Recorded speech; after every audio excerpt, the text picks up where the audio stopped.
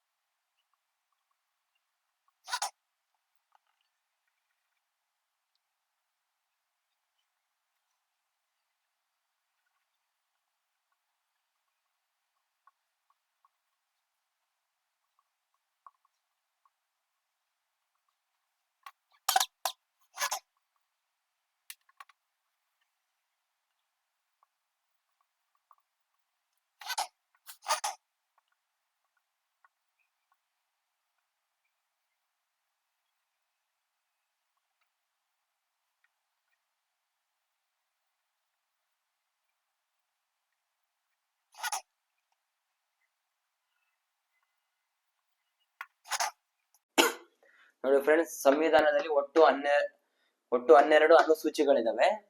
ಅದರಲ್ಲಿ 28 ರಾಜ್ಯಗಳು. ಈಗ ಮೊದಲನೇ ಅನುಸೂಚಿ ಅಂದ್ರೆ 28 ರಾಜ್ಯಗಳು ಮತ್ತು 8 ಕೇಂದ್ರಾಡಳಿತ ಪ್ರದೇಶಗಳು.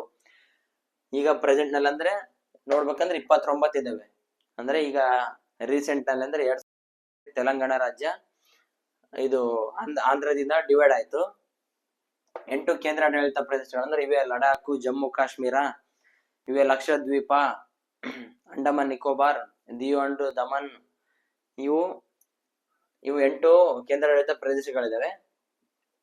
ಇದ್ರ ಬಗ್ಗೆ ಮೊದಲೇ ಅನುಸೂಚಿಯಲ್ಲಿ ವಿವರಣೆ ಇದೆ. ಇದು ಶಾರ್ಟ್ ನೋಟ್ಸ್. ಬಟ್ ನೀವು ಯಾವ್ದಾದ್ರು ಟೆಕ್ಸ್ಟ್ ಬುಕ್ ಯಾವ್ದಾದ್ರು ಬುಕ್ ನೋಡಿದ್ರೆ ಪೂರ್ತಿ ಇರುತ್ತೆ ಇದ್ರ ಬಗ್ಗೆ ಡೀಟೇಲ್ಸ್. ನಿಮಗೆ ಓದ್ಕೊಳ್ಳೋಕೆ ಹೆಲ್ಪ್ ಆಗ್ಲಿ ಅನ್ನೋಕ್ಕೋಸ್ಕರ ನಾನು ಶಾರ್ಟ್ ಕಟ್ ಆಗಿ ಬರ್ಸಿದ್ದೀನಿ. ನೋಡ್ಕೊಳ್ಳಿ. ಇದು ವೇತನಗಳು. ಎರಡನೇ ಅನುಸೂಚಿಯಲ್ಲಿ ವೇತನ ಅಂದ್ರೆ ಇದು ವೇತನ ಯಾರ್ದಂದ್ರೆ ಇದು ಸಂವಿಧಾನದ ಮುಖ್ಯಸ್ಥರು. ಅಂದ್ರೆ ಇವರು ರಾಷ್ಟ್ರಪತಿ ಆಗಿರ್ಬೋದು, ರಾಜ್ಯಪಾಲರು, ಉಪರಾಷ್ಟ್ರಪತಿಗಳು, ಪ್ರಧಾನಮಂತ್ರಿ.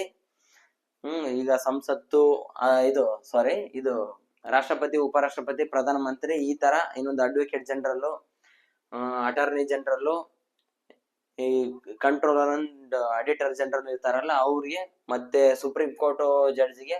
ಈ ತರ ಒಟ್ಟಿನಲ್ಲಿ ವೇತನಗಳು ಸಂವಿಧಾನಕ್ಕೆ ಯಾರು ಇದಿರ್ತಾರೆ ಅವ್ರಿಗೆ ವೇತನದ ಬಗ್ಗೆ ವಿವರಣೆ ಇರುತ್ತೆ. ನೆಕ್ಸ್ಟ್ ಪ್ರಮಾಣ ವಚನ. ಸೇಮ್ ವೇತನ ತರನೇ ಯಾರು ರಾಷ್ಟ್ರಪತಿ ಆಗಿರ್ಬೋದು, ಉಪರಾಷ್ಟ್ರಪತಿ, ಪ್ರಧಾನಮಂತ್ರಿ, ಮೇನ್ ದೊಡ್ಡ ಕ್ಯಾಂಡಿಡೇಟ್ಗಳು ಯಾರು ಇರ್ತಾರೆ ನೋಡ್ರಿ, ಅವ್ರಿಗೆ ಪ್ರಮಾಣ ವಚನ ಬೋಧಿಸೋದ್ರ ಬಗ್ಗೆ ವಿವರಣೆ ಇರುತ್ತೆ.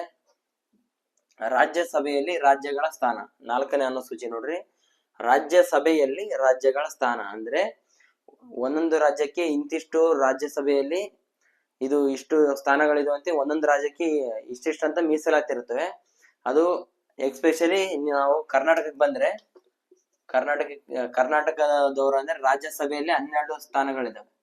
ಕರ್ನಾಟಕ ವತಿಯಿಂದ 12 ಸ್ಥಾನಗಳಿದಾವೆ. ರಾಜ್ಯಸಭೆಯಲ್ಲಿ.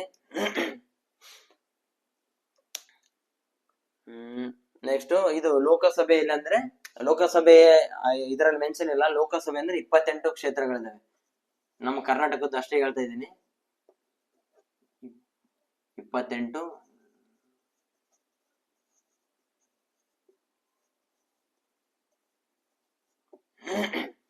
ಒಟ್ಟಿನಲ್ಲಿ 31 ರಾಜ್ಯಗಳಿದಾವೆ, 28 ಲೋಕಸಭಾ ಸ್ಥಾನಗಳಿವೆ, 12 ರಾಜ್ಯಸಭಾ ಸ್ಥಾನಗಳಿದಾವೆ. ಈಗ ನೋಡ್ರಿ, ಈಗ ಬಳ್ಳಾರಿ ವಿಜಯನಗರ ಡಿವೈಡ್ ಆಯ್ತು. ಆದ್ರೂ ನಾವು MP ಆರಿಸೋದಂದ್ರೆ ಬಳ್ಳಾರಿಗೆ, ಅಂದ್ರೆ 2 ಜಿಲ್ಲೆ ಕೂಡಿ 1 ಜಿಲ್ಲೆಗೆ ವೋಟಿಂಗ್ ನಡೀತೆ MPದು. ಎಕ್ಸಾಂಪಲ್ ಹೇಳ್ತಾ ಇದ್ದೀನಿ. ಇಲ್ಲಿ ನೋಡ್ರಿ, 5ನೇ ಅನುಸೂಚಿ SC ಮತ್ತು ST ಬುಡಕಟ್ಟು ಪ್ರದೇಶಗಳು. ಸಾರಿ, ಒಂದು ರಾಂಗ್ ಮಾಡಿದೀನಿ. SC ಮತ್ತು ST ಬುಡಕಟ್ಟು ಪ್ರದೇಶಗಳಂತ ಇದ್ದೇವೆ, ಪ್ರದೇಶ ಅಲ್ಲ.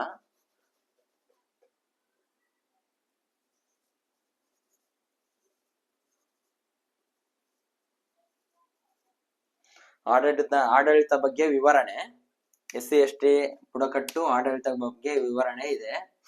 ಅಂದ್ರೆ SC ST ಕ್ಯಾಂಡಿಡೇಟ್ ಇರ್ತಾರಲ್ಲ, ಪರಿಶಿಷ್ಟ ಜಾತಿ ಪರಿಶಿಷ್ಟ ಪಂಗಡ, ಅವ್ರಿಗೆ ಆಡಳಿತ ಬಗ್ಗೆ ಅವ್ರಿಗೆ ಸಪರೇಟ್ 5ನೇ ಅನುಸೂಚಿಯಲ್ಲಿ ವಿವರಣೆ ಇದೆ. ನೆಕ್ಸ್ಟ್ 6ನೇ ಅನುಸೂಚಿ ಬಂದ್ರೆ ಈಶಾನ್ಯ ರಾಜ್ಯಗಳ ಮೀಸಲಾತಿ. ಅಂದ್ರೆ ಇದು ಅಸ್ಸಾಂ, ತ್ರಿಪುರಾ, ಮೇಘಾಲಯ, ಮಿಜೋರಾಂ, ಇವು 4 ರಾಜ್ಯಗಳಿಗೆ ಅಷ್ಟೇ ಸೀಮಿತವಾಗಿದೆ. ಈಶಾನ್ಯ ರಾಜ್ಯಗಳು ಅಂದ್ರೆ ಅವ್ರಿಗೆ ಸಪರೇಟ್ ಆದ ಮೀಸಲಾತಿ ಇದೆ. ನೋಡ್ರಿ, ಇದು 7ನೇ ಅನುಸೂಚಿ ಅಂದ್ರೆ ಸಂವಿಧಾನದ 7ನೇ ಅನುಸೂಚಿ ಅಂದ್ರೆ ಅದು ಕೇಂದ್ರ ಮತ್ತು ರಾಜ್ಯಗಳ ಸಂಬಂಧ. ಇದ್ರ ಬಗ್ಗೆ ಇನ್ನೊಂದು ಯಾವತ್ತಾದ್ರೂ ವಿಡಿಯೋ ಮಾಡ್ತೀನಿ ನಾನು ಸಪರೇಟ್. ಬಟ್ ಇದ್ರ ಬಗ್ಗೆ ಶಾರ್ಟ್ ಕಟ್ ಆಗಿ ಹೇಳ್ಬೇಕಾದ್ರೆ, ಇದೇ ಕೇಂದ್ರ ಮತ್ತು ರಾಜ್ಯಗಳ ಸಂಬಂಧ ಅಂದ್ರೆ ಕೇಂದ್ರ ಪಟ್ಟಿ, ರಾಜ್ಯ ಪಟ್ಟಿ, ಸಮವರ್ತಿ ಪಟ್ಟಿ ಅಂತ 3 ಡಿವೈಡ್ ಮಾಡ್ತಾರೆ. ಅದರಲ್ಲಿ ಕೇಂದ್ರ ಪಟ್ಟಿಯಲ್ಲಿ ಎಷ್ಟು ವಿಷಯಗಳಿದಾವೆ ಅಂದ್ರೆ 100 ವಿಷಯಗಳಿವೆ, 100 ವಿಷಯಗಳು. ರಾಜ್ಯ ಪಟ್ಟಿಯಲ್ಲಿ 61 ವಿಷಯಗಳಿವೆ, ಸಮವರ್ತಿ ಪಟ್ಟಿಯಲ್ಲಿ 52 ವಿಷಯಗಳಿವೆ. ಬಟ್ ಯಾವಾಗಾದ್ರೆ ಇದ್ರ ಬಗ್ಗೆ ಸಪರೇಟ್ ವಿಡಿಯೋ ಮಾಡ್ತೀನಿ. ಇನ್ನೊಂದು ನೆಕ್ಸ್ಟ್, ಸಂವಿಧಾನದಲ್ಲಿರುವ ಅಧಿಕೃತ ಭಾಷೆಗಳು ಅಂದ್ರೆ 22 ಭಾಷೆಗಳು ಈ ಪ್ರೆಸೆಂಟ್ ಇರೋದು. ಮೊದಲಿಗೆ ಅಂದ್ರೆ ಇದು ಈ ಸಂವಿಧಾನದಲ್ಲಿ ಅನುಸೂಚಿಗಳು 12 ಇದ್ವಲ್ಲ, ಮೊದಲಿಗೆ 8 ಅನುಸೂಚಿಗಳು ಇರ್ತವೆ. ಅವಾಗ ಅಂದ್ರೆ 1951 ಅವಾಗ ಸಂವಿಧಾನನ ಜಾರಿಗೆ ತಂದ ಸಮಯದಲ್ಲಿ ಎಷ್ಟು ಈ ಸಂವಿಧಾನದಲ್ಲಿ ಅಧಿಕೃತ ಭಾಷೆಗಳು 14 ಇದ್ವು.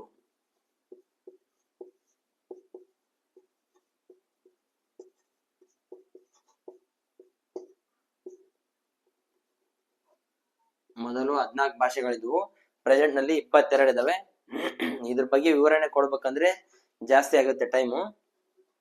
14 ಭಾಷೆಗಳು ಯಾವುವು, ಆಮೇಲೆ 15ನೇ ಭಾಷೆ ಯಾವುದು, 16ನೇ ಭಾಷೆ ಯಾವುದು, ಮತ್ತೆ ಯಾವ ವರ್ಷದಲ್ಲಿ ಅವನ್ನ ಅದರಲ್ಲಿ ಅಳವಡಿಸಿದ್ರು ಸಂವಿಧಾನದಲ್ಲಿ ಅನ್ನೋದು ವಿಡಿಯೋ ಮಾಡ್ಬೇಕಂದ್ರೆ ನೆಕ್ಸ್ಟ್ ವಿಡಿಯೋ ಮಾಡಿದ್ರಲ್ಲಿ ನಾನು ನಿಮಗೆ ಕಂಪ್ಲೀಟ್ ಡೀಟೇಲ್ಸ್ ಆಗಿ ಹೇಳ್ತೀನಿ. ನೆಕ್ಸ್ಟ್ ಬಂದಿದ್ದು ಅಂದ್ರೆ ಭೂ ಸುಧಾರಣೆ. ಈ ಭೂ ಸುಧಾರಣೆ 1951ರಾಗ ಮೊದಲೇ ತಿದ್ದುಪಡಿ ಆಗಿರ್ತೈತಿ. ಇದು ನೆನ್ಪಿಟ್ಕೊಳ್ಳಿ. ನಮ್ಮ ಸಂವಿಧಾನದ ಮೊದಲನೇ ತಿದ್ದುಪಡಿ ಯಾವ್ದಂತ ಕೇಳಿದ್ರೆ ಅದು ಭೂ ಸುಧಾರಣೆ ಬಗ್ಗೆ ಇದೆ. 1951ರಲ್ಲಿ ಜಾರಿಗೆ ಅಂದ್ರೆ ತಿದ್ದುಪಡಿನ ಇದರಲ್ಲಿ ಸೇರಿಸ್ತಾರೆ. ಮತ್ತೆ ಭೂ ಸುಧಾರಣೆ ಬಗ್ಗೆ ಒಂದು ನಾರ್ಮಲ್ ಆಗಿ ಹೇಳ್ಬೇಕಂದ್ರೆ, ಈ ಭೂ ಸುಧಾರಣೆ ಯಾಕೆ ಜಾರಿಗೆ ತಂದ್ರಪ್ಪ ಅಂದ್ರೆ, ಒಬ್ಬರ ಆಸ್ತಿನ ಇನ್ನೊಬ್ರು ಕಬಳಿಸಬಾರದು ಅನ್ನೋ ಉದ್ದೇಶದಿಂದ, ಎಂಕ್ರೋಚ್ಮೆಂಟ್ ಅಂದ್ರೆ ಒತ್ತುವರಿ ಯಾರಾದ್ರೂ ಮಾಡ್ತಾರೆ ಅಂದ್ರೆ ಅದ್ರ ಬಗ್ಗೆ ಸಂವಿಧಾನದಲ್ಲಿ ಇದು ಸುಧಾರಣೆ ತರಬೇಕು ಅನ್ನೋಕ್ಕೋಸ್ಕರನೇ ಅವಾಗೆ ಜಾರಿಗೆ ತಂದರು ಇದನ್ನ. ನೆಕ್ಸ್ಟ್ 10ನೇ ಅನುಸೂಚಿ ಅಂದ್ರೆ ಪಕ್ಷಾಂತರ ನಿಷೇಧ ಕಾಯ್ದೆ. ಮೋಸ್ಟ್ ಇಂಪಾರ್ಟೆಂಟ್, ಇದು ಆಲ್ಮೋಸ್ಟ್ ಆಲ್ ಎಕ್ಸಾಮ್ ನಲ್ಲಿ ಕೇಳ್ತಾರೆ. ಇದಾಗಿರ್ಬೋದು, ಇವಾಗಿರ್ಬೋದು, ಆಲ್ಮೋಸ್ಟ್ ಎಲ್ಲ ಬರುತ್ತೆ. ಇದು ಪಕ್ಷಾಂತರ ನಿಷೇಧ ಕಾಯ್ದೆ ಬಗ್ಗೆ ಹೇಳ್ಬೇಕಂದ್ರೆ ಇದು 1985ರಲ್ಲಿ ಜಾರಿಗೆ ತರ್ತಾರೆ. ಯಾವ ತಿದ್ದುಪಡಿ ಅಂದ್ರೆ 57ನೇ ತಿದ್ದುಪಡಿ. 57ನೇ ತಿದ್ದುಪಡಿಯಲ್ಲಿ 1985ರಲ್ಲಿ ಪಕ್ಷಾಂತರ ನಿಷೇಧ ಕಾಯ್ದೆ ಜಾರಿಗೆ ತರ್ತಾರೆ. ಅಂದ್ರೆ ಇದ್ರ ಉದ್ದೇಶ ಏನಪ್ಪಾ ಅಂದ್ರೆ, ಒಂದು ಪಕ್ಷದಿಂದ ಇನ್ನೊಂದು ಪಕ್ಷಕ್ಕೆ ಪಕ್ಷಾತೀತವಾಗಿ ಕೆಲವೊಬ್ರು ರಾಜಕಾರಣಿಗಳು ಈ ಪಕ್ಷದಿಂದ ಈ ಪಕ್ಷಕ್ಕೆ ಹೋಗ್ಬೇಕಂತಂದು ಇದನ್ನ ಮಾಡ್ಕೊಂಡಿರ್ತಾರೆ. ಆತರ ಹೋಗ್ಬಾರ್ದು ಅನ್ನೋಕ್ಕೋಸ್ಕರ ಅವಾಗ್ಲೇ ಪಕ್ಷಾಂತರ ನಿಷೇಧ ಕಾಯ್ದೆಯನ್ನು ರಾಜೀವ್ ಗಾಂಧಿ ಅವರು ಜಾರಿಗೆ ತರ್ತಾರೆ. ಅವಾಗ ಪ್ರಧಾನಿ ಆಗಿರ್ತಾರೆ 1985 ಸಮಯದಲ್ಲಿ.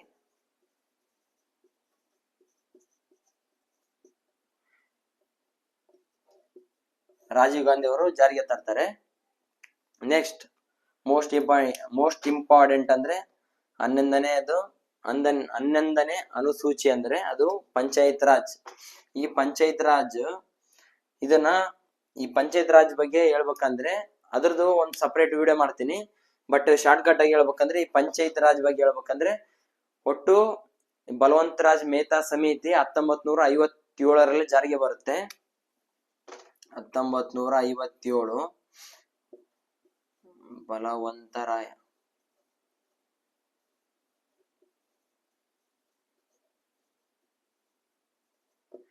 ಇದರಲ್ಲಿ ಏನ್ ಅಳವಡಿಸ್ಕೊಂತಾರ ಅಂದ್ರೆ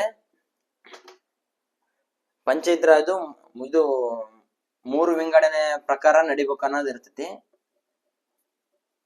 3 ರೀತಿ ನಡಿಬೇಕಂದ್ರೆ ಒಂದು ಜಿಲ್ಲಾ ಮಟ್ಟದಲ್ಲಿ, ತಾಲೂಕು ಮಟ್ಟದಲ್ಲಿ, ಗ್ರಾಮೀಣ ಮಟ್ಟದಲ್ಲಿ ಪಂಚಾಯತ್ ಇರ್ಬೇಕಂತಂದು ಒಂದು ಇದು ಸಮಿತಿನ ರಚನೆ ಮಾಡ್ತಾನೆ ಬಲವಂತರಾಯ್ ಅವರು. ಅಂದ್ರೆ ಇದೆ ಜಿಲ್ಲಾ ಪಂಚಾಯತಿ, ತಾಲೂಕು, ಗ್ರಾಮ 3 ರೀತಿ ನಿಯಮ ಇರ್ಬೇಕಂತಂದು ಪಂಚಾಯತಿ 3 ಕಡೆಯಿಂದ ಜಿಲ್ಲಾ ಪಂಚಾಯತಿ, ತಾಲೂಕ್ ಪಂಚಾಯತಿ, ಗ್ರಾಮ ಪಂಚಾಯತಿ ಈ ರೀತಿ ಇರ್ಬೇಕಂತಂದು ಬಲವಂತರಾಜ್ ಮೆಹ್ತಾ ಸಮಿತಿ ಅವರು ಅಧ್ಯಕ್ಷತೆಯಲ್ಲಿ 1957ರಲ್ಲಿ ಪಂಚಾಯತ್ ರಾಜ್ ಕಾಯ್ದೆನ ಜಾರಿಗೆ ತರ್ತಾರೆ. Next municipality. ಇನ್ನೊಂದು ಪಂಚಾಯತ್ ರಾಜ್ ಬಗ್ಗೆ ಹೇಳ್ಬೇಕಂದ್ರೆ ಇದು 1992ರಲ್ಲಿ 73ನೇ ತಿದ್ದುಪಡಿ.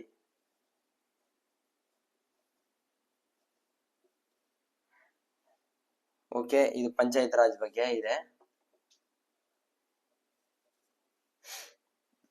ನೆಕ್ಸ್ಟ್ ಮುನ್ಸಿಪಾಲಿಟಿ ಅಂದ್ರೆ ಇದು 1992ರಲ್ಲಿ 74ನೇ ತಿದ್ದುಪಡಿಯಲ್ಲಿ ಸೇರಿಸ್ತಾರೆ ಮುನ್ಸಿಪಾಲಿಟಿ ಬಗ್ಗೆ.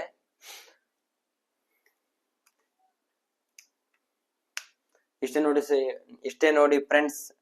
ನೀವು ಏನಾದ್ರು ಬರ್ಕೊಂಡಿದ್ರೆ ಬರ್ಕೊಳ್ಳಿ. ಪ್ರತಿಯೊಂದ್ರ ಬಗ್ಗೆ ಈಗ ಕೇಂದ್ರ ಮತ್ತು ರಾಜ್ಯಗಳ ಇದ್ರ ಬಗ್ಗೆ ಆಗ್ಲಿ, ಇಲ್ಲಿ ಸಂವಿಧಾನದ ಅಧಿಕೃತ ಭಾಷೆಗಳ ಬಗ್ಗೆ ಆಗ್ಲಿ, ಇನ್ನೊಂದು ಪಂಚಾಯತ್ ರಾಜ್ ಮುನ್ಸಿಪಾಲಿಟಿ ಬಗ್ಗೆ ನಾನು ಸಂಪೂರ್ಣ ವಿವರಣೆಯನ್ನು ನೆಕ್ಸ್ಟ್ ವಿಡಿಯೋದಲ್ಲಿ ಮಾಡ್ತೀನಿ. ಓಕೆ ಫ್ರೆಂಡ್ಸ್, ಇದಾಗಿತ್ತು ನಮ್ಮ ಈ ಚಾನೆಲ್ ನಲ್ಲಿ. ಈಗ ಈ ಸಂವಿಧಾನ ಅನುಸೂಚಿಗಳ ಬಗ್ಗೆ ಹೇಳ್ಬೇಕಂತ ಅನ್ಕೊಂಡಿದ್ದೆ, ಹೇಳಿದೆ. ನೆಕ್ಸ್ಟ್ ವಿಡಿಯೋದಲ್ಲಿ ಯಾವ ತರ ವಿಡಿಯೋ ಮಾಡಬೇಕು, ಯಾವ ಕಂಟೆಂಟ್ ಮೇಲೆ ವಿಡಿಯೋ ಮಾಡ್ಬೇಕಂದು ನೀವು ಕಮೆಂಟ್ ಸೆಕ್ಷನ್ ನಲ್ಲಿ ಕಮೆಂಟ್ ಮಾಡಿ, ನಾ ಅದ್ರ ಬಗ್ಗೆ ವಿಡಿಯೋ ಮಾಡ್ತೀನಿ ಅಂತ ಹೇಳ್ತಾ ಈ ನನ್ನ ಮಾತನ್ನು ಮುಗಿಸ್ತಾ ಇದ್ದೀನಿ. ಜೈ ಹಿಂದ್.